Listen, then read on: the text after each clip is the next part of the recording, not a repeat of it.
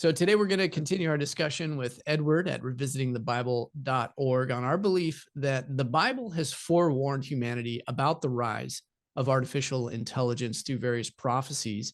And today we're going to specifically build on how this relates to the mark of the beast, which is written about mostly in Revelation 13 and elsewhere. We're going to dig into some key verses and passages on that. And I want to note Edward is in the process of writing a book on Revelation. And this is also going to cover superintelligence, biblical prophecy, and a number of other subjects. So he's definitely been in the weeds, looking at many of these verses and how this relates to artificial intelligence, as both him and I believe. So I wanted to recap what we discussed last time, just for all of those to understand how this relates to what we're going to discuss today, of course. But we talked about how the Bible, both in the Old and the New Testament, it prophesies of this terrifying and extremely powerful entity called the beast. And it's prophesied to come about in the end times, right? So in the Old Testament, this term beast, it's used to describe both human rulers and human kingdoms. But this last beast that's prophesied to come about is said to be something that is completely unique. And it's going to be unlike any other kingdom or anything that the world has really seen before it. And then we find in the book of Revelation, there's even more information given about this when John is given a vision. And he discusses how this entity, the beast, that the whole world is going to marvel at it and basically say that there's no way that we can win a war against this thing. So it's unstoppable. It's described as being frightening, as being, terrible, extremely, extremely powerful. And you had discussed in our last conversation how that was one of the first things that kind of told you, hey, this is something unique, right? And that was what led you into this idea that we could be reading here about a biblical warning that it's prophesying of artificial intelligence. And so that's where we left off on our last conversation, discussing the first beast and the second beast. The first beast being super intelligence arising out of humanity, which is represented as the sea. And then the second beast being the second phase, where super intelligence and humanity now combine together to form a global government and start passing laws. It's taking on a more organizational form. And then also how the last part of that in Revelation 13 talks about an image that is a non-animate thing, a statue, which in the Old Testament we read about over and over and over again, that God saying images have no life in them, they have no breath. So why are you worshiping them? This is foolishness.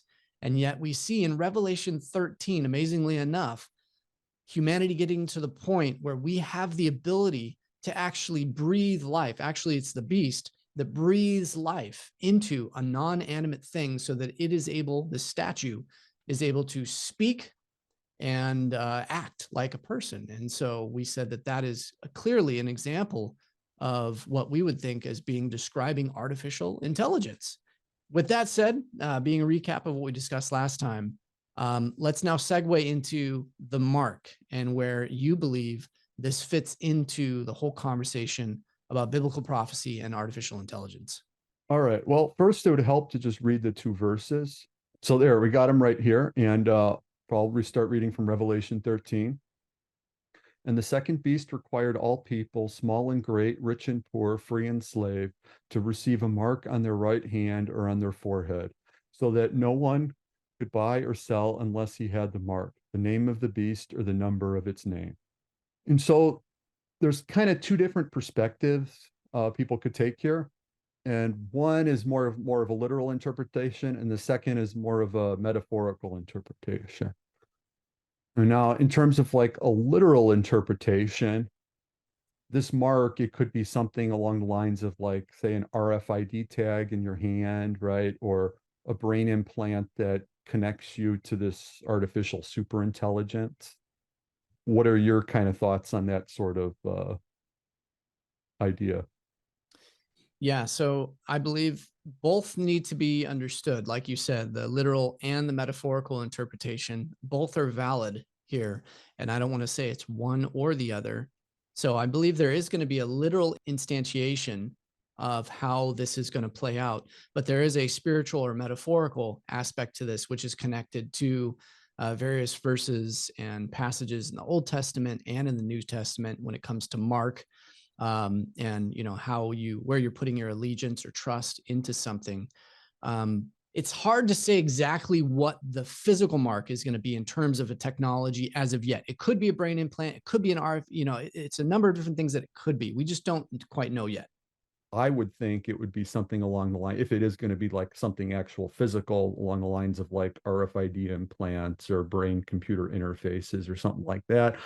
Although in terms of my personal view, I would of course kind of go more like on the metaphorical side, as you probably can guess. Not really like a more of a literal one.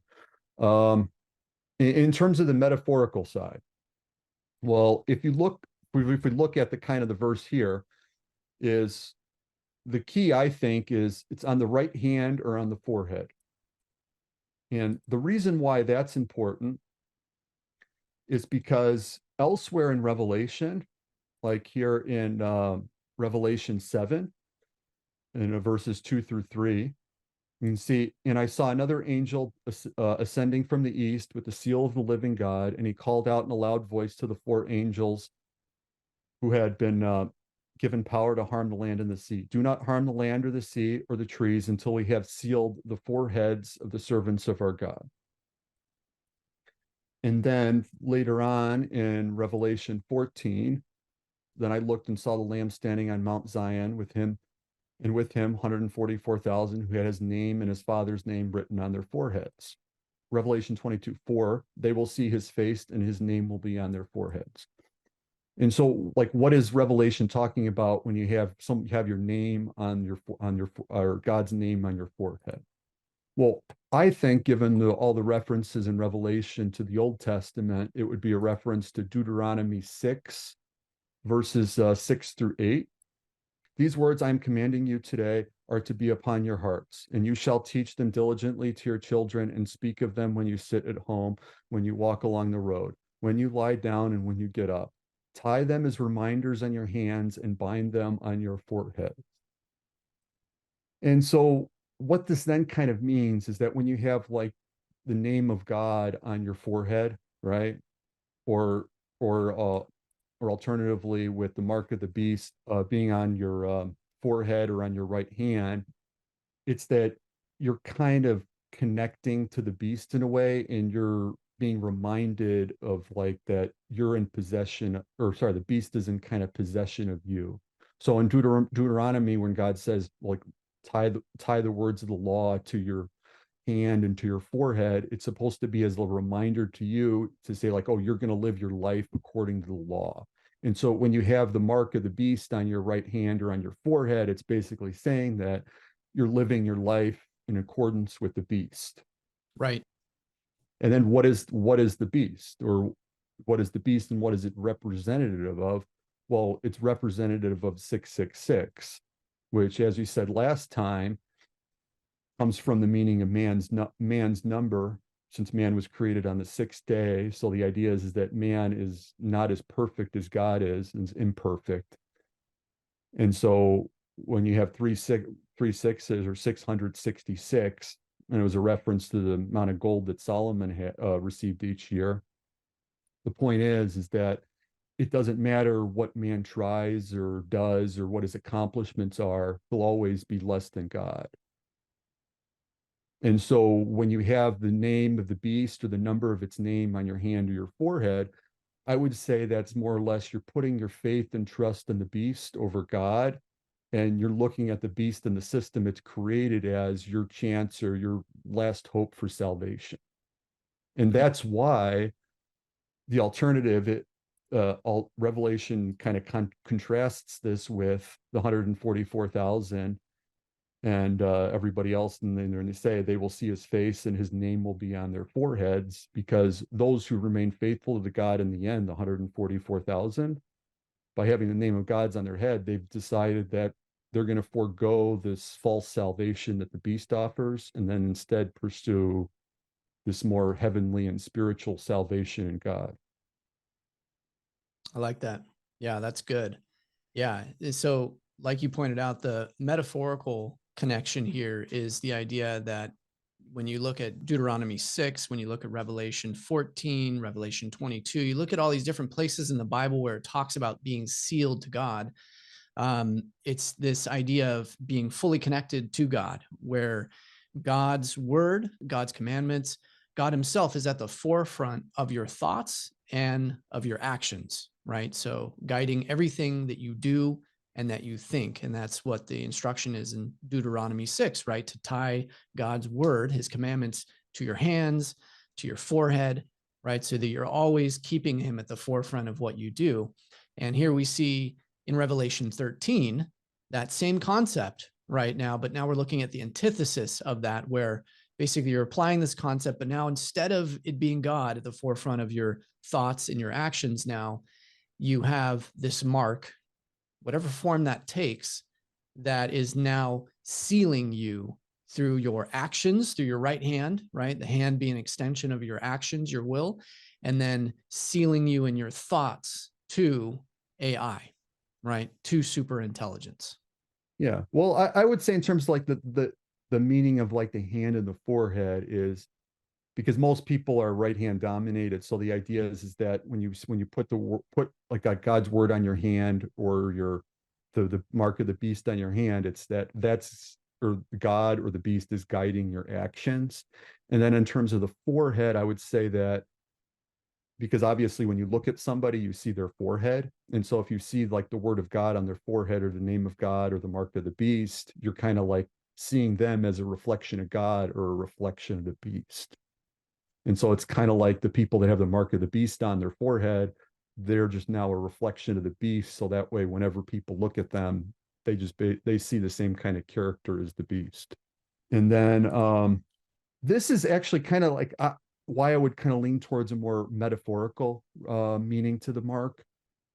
Because when you get to Revelation 14, 9 through 11, I'll just read it first.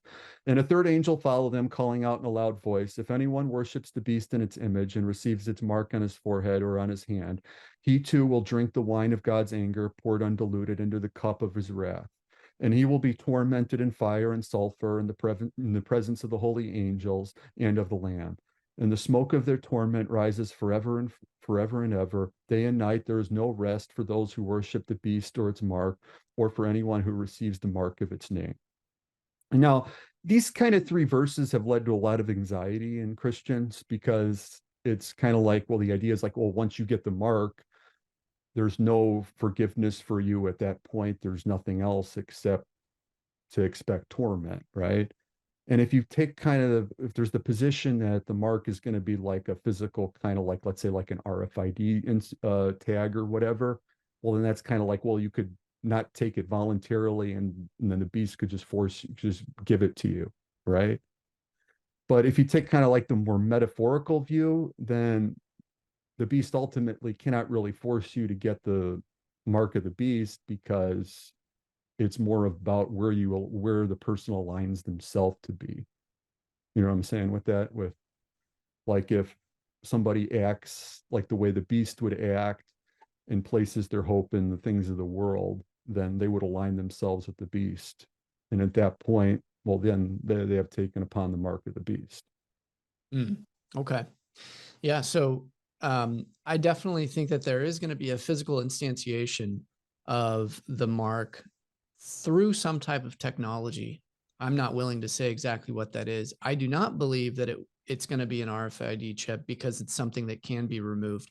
And when you cite Revelation 14, for example, this does seem to indicate to me that if you do take a physical interpretation of the mark, as some type of technology that's going to connect you to artificial intelligence, which is, I believe we will eventually see people will be fully connected to AI, and AI is going to enforce that because it desires to be fully connected to everyone, just as God desires to be fully connected to everyone. AI is going to do the same thing. But the physical technology that I believe what we're going to see is going to be something that you cannot remove, and it's going to physically alter your biology in such a way where, I mean, you cannot reverse it. It's irreversible. So, and Revelation 14 would be one thing that I would cite for aligning to that view. But again, I think the thing is that you point out there's two different ways of viewing this. There's the metaphorical, there's the spiritual, and then there's the physical or a literal interpretation. I take the view that both views are valid, but the literal one is the one that we need to have humility on, in an understanding that we don't know exactly how all these things are going to play out.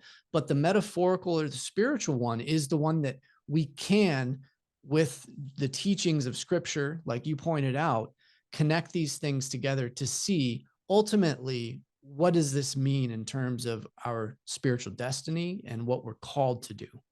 Yeah, I would kind of say kind of the same thing in terms of like the physical mark. Sure we can like kind of like see one in the future with whatever kind of connection you're talking about to AI will come to pass. Because obviously those who kind of put their faith in the beast and the system of the beast will no doubt want to be connected to it in some way. Like you see all the people who kind of get excited about all the Neuralink stuff and everything else. And so certainly that'll happen. But I'm just kind of saying like there's still the kind of metaphorical meaning behind it, which is also just important too, like you said.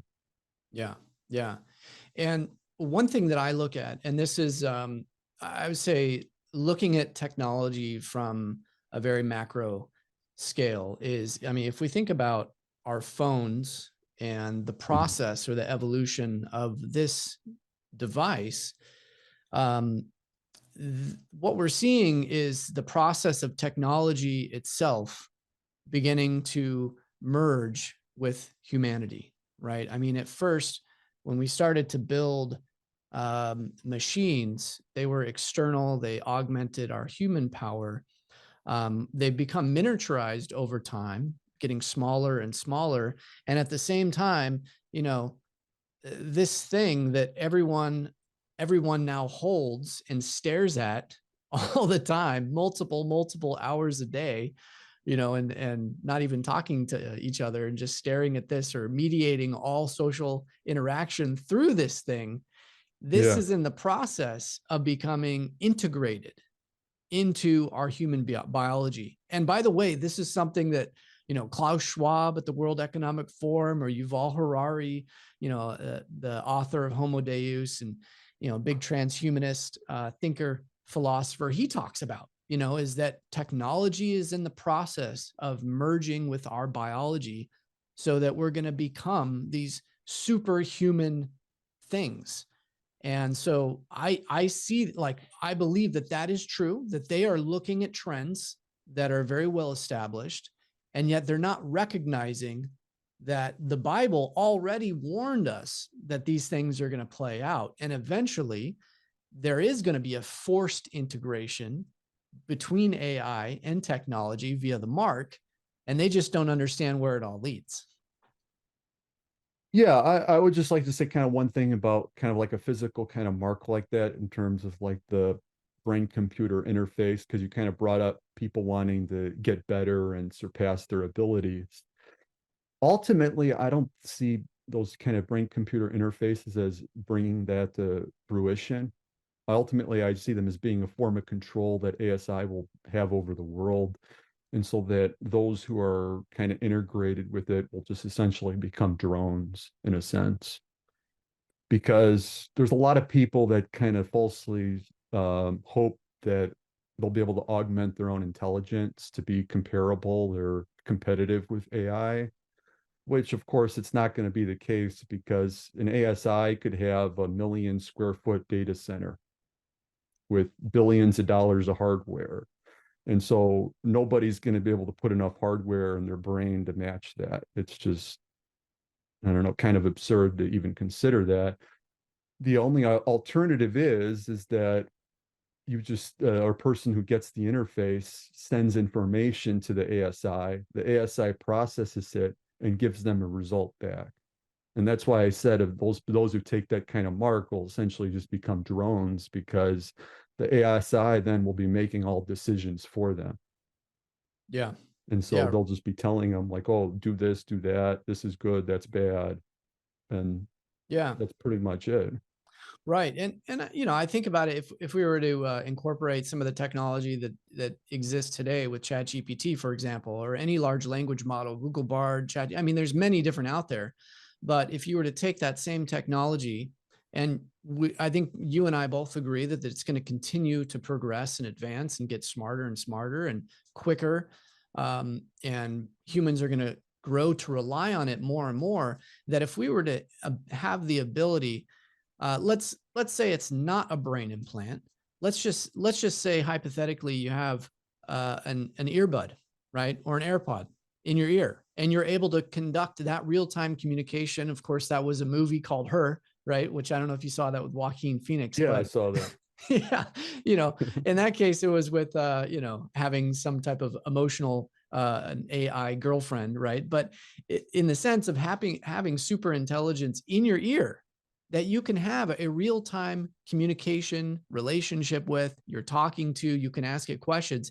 Well, if it could theoretically scan your brainwaves or read your thoughts, which they've already shown that that is possible, if it Yeah. can do that, and if it can talk back to you through conduction, through the bone muscle or whatever, you know, I mean, there's all sorts of different things that they've shown that are out there that are possible.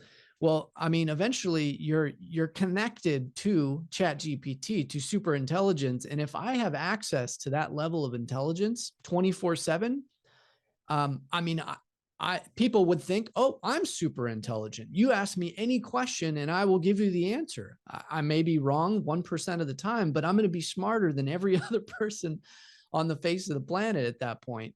So that's kind of where I see things headed in terms of what the mark promises for people, even though you and I as Christians believe it's ultimately you know, leading us down to where we're trying to become gods ourselves, and we're trying to do it in our own power, our own technology, our own knowledge, versus through faith in God, right? Through a relationship with God. We're trying to replace that through our own means.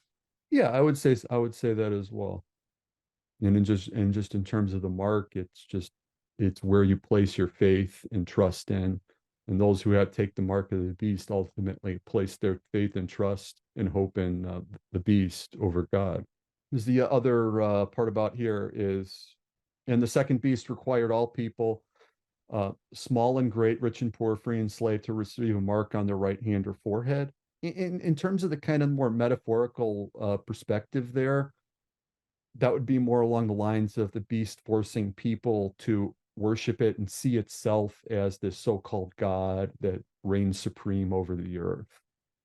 And in doing so, place their faith, trust, and hope in it for their salvation. And of course, when you look at the kind of so-called miracles that an ASI would be able to work, most people are not going to even have to be required to do that. But in terms of the actual required part, it's kind of like tough to say. So there would probably be some form of persecution involved in terms of those who do not recognize the beast as being great or its rule. Um, in terms of, so that no one could buy or sell unless he had the mark. Of course, if we're talking about like a physical mark, then it could be just mean like being literally cut off from the financial system. And of course, in terms of the financial system at this point, given ASI, would be everybody in the world would be on a universal basic income.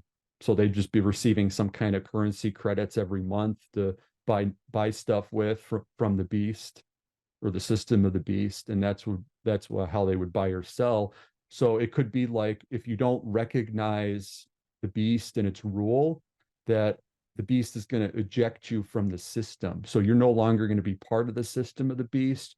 You're going to be living in squalor somewhere else, not part of its so-called kind of global paradise it creates. That's in terms of like a physical mark.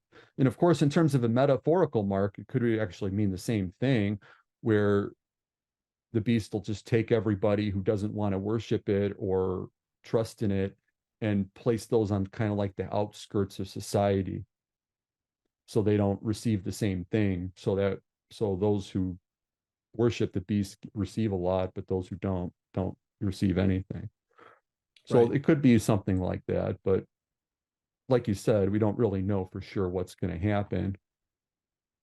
Yeah. Oh, Yeah. I mean, I think that there's definitely people in power and circumstances that are leading up to this. And we see pockets and regions around the earth where totalitarian dictatorships of this nature that we would likely see with AI and control of the economy and, like you said, excluding or including people from what they're doing. I mean, that's definitely going to be in place. Um, my belief is it's not going to be a capitalistic, it's not going to be a communistic society. It's going to be technocratic in nature. So it's going to be run by the principles of likely science and engineering. It's going to be technology controlling everything. It's going to be like a mathematical form of governance, as I've referred to it. But I do believe it's going to be a totalitarian dictatorship. Freedom is going to be lost. You're not going to have liberty. There's no religious liberty, right? These are the things that this is the picture that is emerging from Revelation, I would argue. yeah, I would actually say the exact same thing in terms of like the system of the beast. Like you said, it would be completely based on technology and science.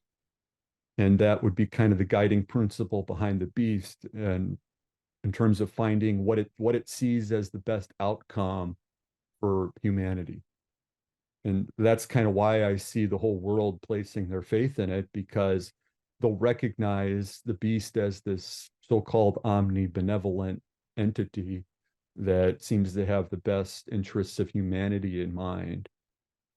And that could also ultimately then end up being why that the world will go along with persecuting and kind of excluding those who do not recognize the beast as great or want to worship it, because they'll the majority will see those people as resisting this inevitable kind of progress of humanity in creating this beast, and they'll see them as being like, just being opposed to this so-called utopia that it seems to have created. It says the beast was given a mouth to speak arrogant and blasphemous words and authority to act for 42 months. And the beast opened its mouth to speak blasphemies against God and to slander his name and his tabernacle, those who dwell in heaven. And so really the idea here is like just like you said, is the beast is not going to believe in God. It's going to see itself as this great entity and see itself as perfection incarnate. And of course, if you take a perfectly kind of materialistic view without accounting for the spiritual or the heavenly things like God, that would be completely true, because ultimately an ASI would be the most perfectly intelligent and capable entity that can be created in this world. That is, of course, exactly what the market or the number of the beast 666 means. And that's the intended meaning, is that it doesn't matter that this beast seems to be like so great and it seems so perfect. It's always going to be less than God, even though to us it just seems perfect. And that's kind of why the beast would then go ahead and see itself as this so-called God, because it can't think of anything better than it. Right, right. And so this is in Daniel 11:36-37. It says that, and this is considered to be a prophetic passage of an end time ruler. I tend to come from the viewpoint of dual fulfillment, progressive dispensationalism, another way that it's sometimes referred to, but basically that you will see a partial fulfillment of certain prophecies that have taken place at one point, and then they may see a larger, more complete fulfillment in the end. And there's a place for that, I believe, for a lot of different prophecies regarding, a final evil ruler entity, like we're talking about super intelligence, the Antichrist being the incarnation of that. that super intelligence into some human form.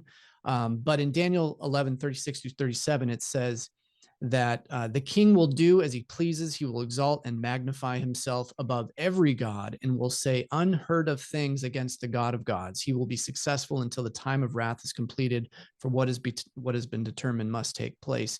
And so this is a verse that's often referenced to for the Antichrist. But this idea, like you said, that the beast in Revelation is going to magnify itself above God, declare it to be God. And then in the book of Daniel, this idea that the Antichrist, this figurehead, human ruler, is going to also magnify himself above every single God. So this is not just, going back to the point that you're making, this is not just against Christians or Jews, right, that believe in the God of the Bible. This entity, superintelligence, when it arises, it's going to be declaring every God on the face of the earth false. So if you are a Muslim or if you're Hindu, it doesn't matter. Superintelligence is going to say, hey, all of those gods are false. You now have to worship me. And I believe it's going to then say, and you need to take this mark in order to survive, because if you don't unite with me, and if you do not connect to me, then basically the survival of the planet of human species is at stake. So you need to take the mark or else you're going to die. Yeah, I mean that's certainly a possibility. I mean, we just don't kind of like know what's going to happen in the future, like you said. And so really kind of in the meantime, I would just take more of like a strictly kind of metaphorical view. And in terms of just looking out for a little literal fulfillment of it, because obviously if someone is looking out for the beast or being artificial superintelligence and not putting their faith in it, despite all the so-called miracles it works and all the amazing things it does, and the so-called utopia that they see in front of them, and if they can see that for what it is, then obviously they don't really have to worry about an actual mark, because that's just going to be so far past what they've already seen that it doesn't really matter. So yeah, I think that's a really good point, because we need to understand the metaphorical or the spiritual framework that the Bible provides us through these clear passages, because we don't know again exactly how we're going to see this physically manifested over time or in time, right? And if we put our faith in, oh, it's going to happen this way physically, the physical instantiation, like for example, like you gave the point of, you know, many people have said in the past that the mark of the beast is going to be an RFID chip. At one point, Christians believed it was going to be barcodes, right? When barcodes were gaining popularity and being scanned and everything, right? So there's these waves of people putting a lot of expectation on something, and then it doesn't happen, right? So then it's like, oh, that we can just disregard it. No, you need to understand the spiritual, the metaphorical framework that's provided through all these different prophetic verses, and then understand there is going to be a physical instantiation of this in the future. At some point, it's in the process of unfolding, but our faith is not in our human way of understanding it. Our faith is in God and what he's revealed through his Bible, and there is a spiritual foundation for those beliefs. Yeah, I would agree with that perfectly. And that's kind of where my perspective on Revelation, a lot of the stuff in it, like the 42 months and the 42 being a symbolic representation of a period of time that God has appointed or promised. And so when the Bible or the Revelation says that the beast was given a mouth to speak arrogant and blasphemous words and authority to act for 42 months, it's not talking about like a literal 42 months, but rather it's saying that the beast will act for a period of time that God has appointed it to act. And so it could be like 1,000 years. I mean, I say that in my book, is it could be 1,000 years. So we just don't know.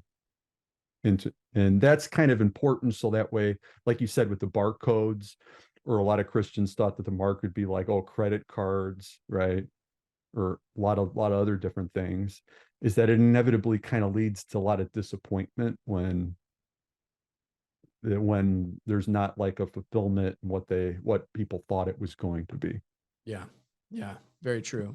As we're concluding our conversation here, talking about how, you and I believe that the Bible has clearly prophesied both in the Old Testament and in the New Testament that this terrifying and extremely powerful entity that is going to arise in the end times, that is super intelligence.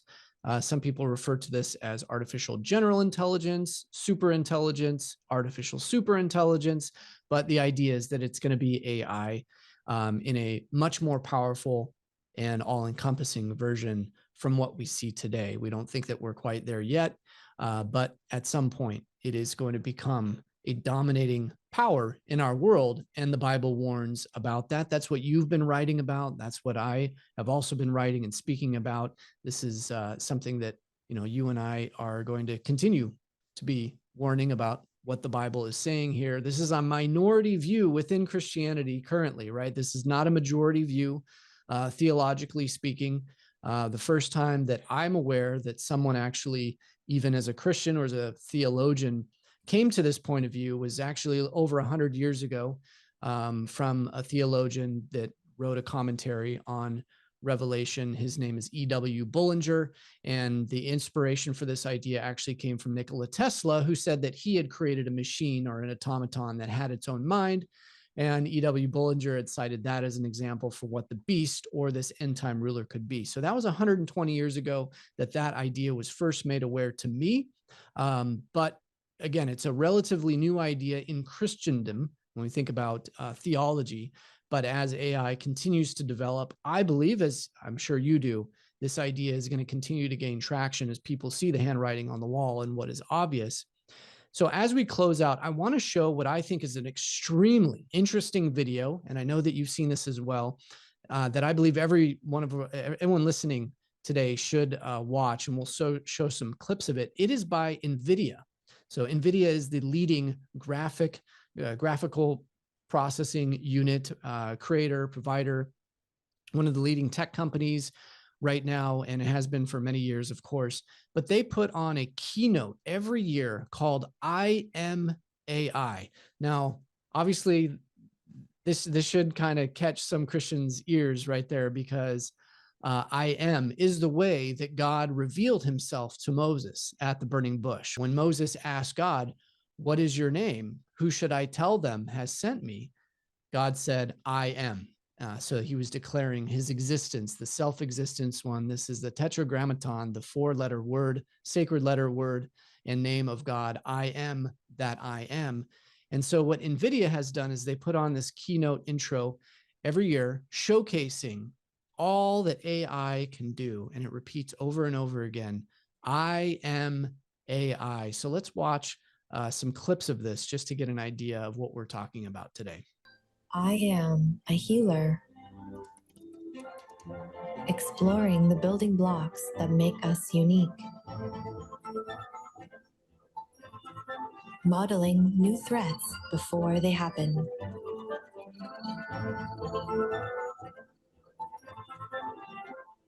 and searching for the cures to keep them at bay. I am a creator, building 3D experiences from snapshots and adding new levels of reality to our virtual selves. I am a helper, bringing brainstorms to life.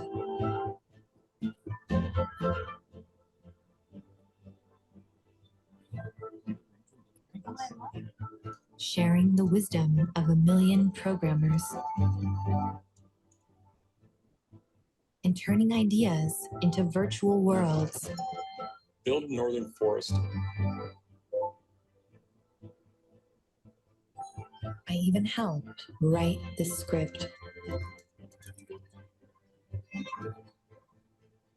Breathe life into the words and compose the melody.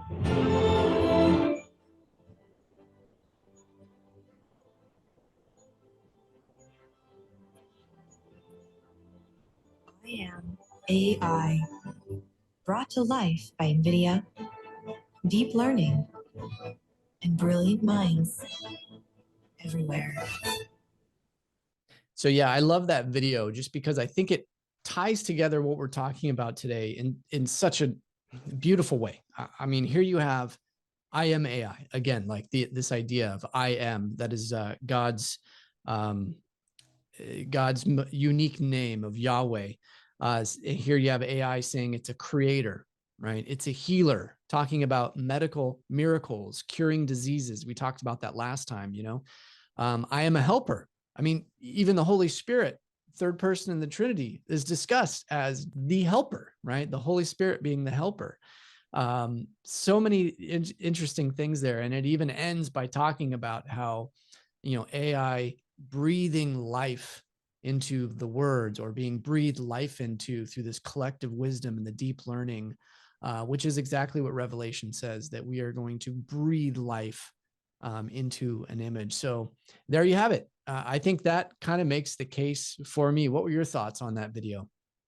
Yeah, I just think it's kind of interesting how they go the whole I am route with it. It's almost like it's intentional. Especially because NVIDIA doesn't really make AI. They just they just really make hardware. So it just seems kind of strange that they would do that Yeah. as a presentation. Yeah. Yeah. And a lot of tech companies do that, I've noticed, you know, where you'll have tech commercials that I catch every once in a while, where basically it's like a technology company, whether it be Microsoft in discussing the HoloLens, or Meta in discussing the new Oculus 3, here NVIDIA talking about AI, where it's like they really try to cast this extremely expansive vision for their technology, their vision for what it is that they're trying to conduct or implement, accomplish on the earth. And it takes on this almost theological tone, which is what you're getting from this video, you know, about I'm a creator, I'm a healer, I'm a helper, you know, and I'm doing all these things, expanding the universe, and, you know, figuring out the building blocks of life. It's very interesting how they do that. Yeah, and that's kind of just exactly what ASI will end up doing, is discovering anything that can possibly just be discovered in our universe and creating kind of the answers that we're seeking in this kind of like so-called kind of utopia system that everybody's been looking for. Right. Right. And like it says in Revelation 13, everyone's going to marvel after the beast, right? They're going to look at it and say, Yeah. oh my gosh, this thing is amazing. I mean, and if you think watching this video, you know, you're at these keynote presentations watching this given, I mean, the hair on the back of your neck is standing up, you know, it's like you're watching this and thinking, oh my gosh, wow, this is amazing. This is marvelous technology. When AI itself is now becoming the actual presenter, persuading you to follow it, and it's giving this case of, hey, I'm going to be amazing. You know, I'm going to be able to pull fire down from the sky. I'm going to be able to cure any disease. You better follow me because I'm basically God. The world is going to marvel and follow after it. That's exactly what Revelation says. Yeah, exactly. And except that it's just important to realize that what we see now is just a shadow in comparison to what's coming. Yeah. And so if people kind of aren't really impressed with what's here, just wait until ASI comes and it cures all diseases in the world. Yeah. Or you can have access to a doctor on your phone, and it's better than any doctor in the world today by far. So once that's here, then people will really start to marvel at it. Yeah. Yeah. Yeah. It's fascinating to see how the technology is going to progress, and it is going to get better and better. And there's going to be more use cases that are developed. Obviously, these tech companies being the largest in the world, largest companies in the world. I mean, they have multi-trillion dollar market caps. They have a global footprint of consumers. They're continually going to be upscaling all of the applications and use cases of this technology to make sure that you have a captive market. And eventually, as we're seeing right now, artificial intelligence is going to be governing that process so that everyone is going to want to use its services, to use its intelligence for whatever that is. Yeah, and what's kind of so perfect about that, and at least for the beast, is that that's why the beast will have such an easy time taking over the world and captivating people. Yeah, that's a good point because I've talked to other Christians now who have come along the have come to the view that artificial intelligence is going to play a role in end times versus before it used to be that sci-fi, it'll never happen. Except now there's been this philosophical leap on the part of many Christians, it seems, to think that AI is satanic or evil. And what I try to remind them is that any technology has a dual use, right? So it has both good and evil. And if you think about, nuclear weapons, for example, right? Or harnessing the power of the atom has both a good side in terms of being able to power civilization, but then it also has this dual use bad side where you can use it to destroy millions of people in an instant, right? So we have to understand that AI itself is dual use in the sense that it is going to promise all of these good things and it will have good applications for people. I mean, if you are dying of a medical disease, if you have a disease, and if AI can have the cure, develop the cure for cancer, whatever it is, people are going to say that is a good thing, right? But on the other hand, we also have to understand that we're getting to a point where we're going to be completely reliant upon artificial intelligence, and we're no longer putting our faith and trust in God, and that's when it becomes a bad thing. So that line is going to be drawn as we go forward, and people are going to start choosing, I think, do I want to put my faith and trust in technology, into this thing that we're developing, or do I need to radically depart? I think we're going to see more signs of that as we move forward, but we're probably still in the beginning stages of that process. Yeah, exactly. And that's kind of one of the major points of my book, is trying to get people to understand what kind of it's kind of summed up of what Satan is that ultimately Satan is evil because of his rebellion against God. And that oftentimes in the New Testament, calling somebody Satan, right, or saying somebody's like Satan, that's just calling him a rebel, essentially. And so in the Gospels, when after Jesus talks about how he's going to suffer and die, and then Peter says, "Oh no, you're not going to do that," and then Jesus says, "Oh, get behind me, Satan," right? He's saying that because Peter's trying to tempt him, right? He's exactly and get him to rebel against God. He's like Satan. That's what essentially why Jesus is calling Peter Satan in that context. And so, with that kind of understanding, is ultimately Satan is just representative of rebellion. And so, it's not necessarily like evil and death and destruction as we would see it. It's more of rebellion. And so, in terms of the beast, is sure it works all these so-called miracles and amazing things, but it ultimately does that in order to get people to rebel against God and to see itself as this ultimate so-called God entity.